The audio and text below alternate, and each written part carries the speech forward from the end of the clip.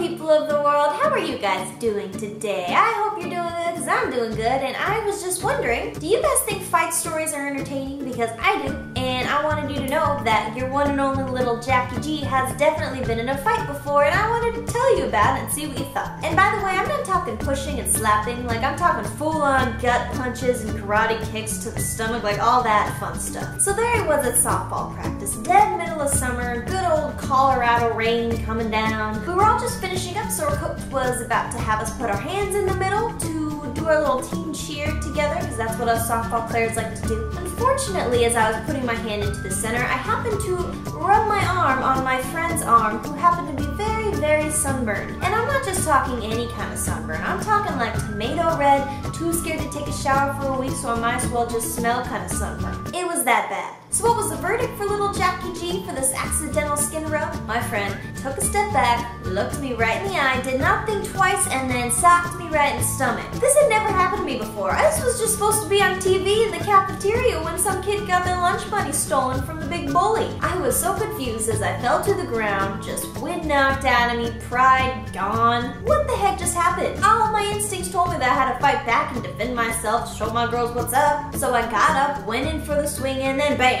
There I was, back on the ground. So what do I do now? I mean, I was so overwhelmed by the fact that I couldn't really breathe, which was very necessary for my attempted comeback, that I got up and threw my umbrella at her. That's what I thought would work. I really wish that the story ended differently and that I could like somehow link this video to another video back then and me like coming back, winning the fight, being the underdog, everyone cheers, but that's just not what happened. However, good old Alex G did pull an A+ sister move when she picked me up by getting out of the car, learning what happened, and then chasing my friend around the softball field. We'll just leave the rest of the story up to your imagination. Why is it that as people, fighting back seems like our only option? Like, is it pride? Because I know that that was the case for little Jackie G back in the day. I mean, I wasn't in any means about to just sit back and let myself be beaten on without at least trying to show my girls what's up. But why? I mean, what is it that I was trying to prove? Because if I've learned anything lately, it's that the biggest freedom comes from not having anything to prove. And even though it seems crazy and against many cultural normal things today, as followers of Jesus, we're not really supposed to fight back. That's weird, right? I mean, just look at what Jesus did when he was being arrested to go be crucified. I mean, there was typical Peter whipping out his sword, slashing off the guard's ear, and trying to defend Jesus, but Jesus stopped him. Put your sword back into its sheath, for should I not take this cup of suffering my Father has given me? Now, does that make any sense to you guys? Because like when I read that for the first time, I was like, hold on, Jesus, you are crazy. Like, do you have any idea what this soldier's about to do to you? You see, by Jesus refusing to use violence against violence, he was actually shattering the illusionary power of the world's death system and creating a new pattern of life in obedience to God. Allowing those soldiers to take him to the cross was the biggest form of obedience that there ever was. Jesus destroyed the world's death system by rising again. That is what's insane.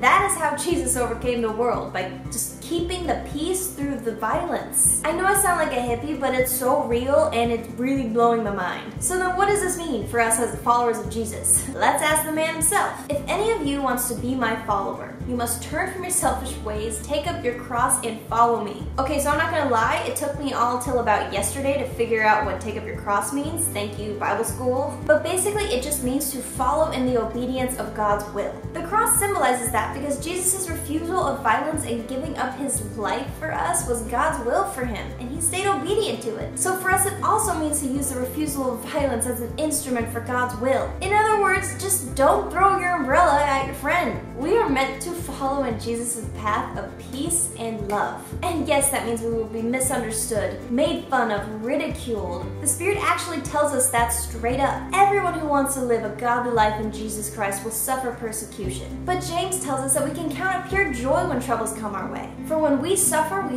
for Christ, just like he suffered for us. I mean, seriously, Jesus took the whole entire punishment of the whole entire world from us and put it on himself strictly because he loved us. So by believing that and holding steadfast to the fact that our real lives are kept safe in Jesus Christ, we no longer have to fear what the world can do to us because our lives are safe with Jesus. We're actually just here to be peacemakers and to love each other like Jesus did. Guys, thank you so much for watching my video today. I hope that you enjoyed it. If you like what I'm doing here, please go check out the Patreon page that I just created. I put a link to that in the description box below. It really will mean the world to me if you check that out or click this box on my face right here. It's going to take you to a YouTube video that's going to explain even more about the whole Patreon thing. Because of my current patrons, we just adopted our first kid. His name is Lenny. Here's a picture of him. We saved him out of poverty, and because of you guys, that he's going to have a normal, safe, happy life that I really believe every child deserves. And you know what? With your help, by clicking on that link and checking this stuff out, we have the power to save another kid just like Lenny, and just more after that. Like, the possibilities are endless, you guys.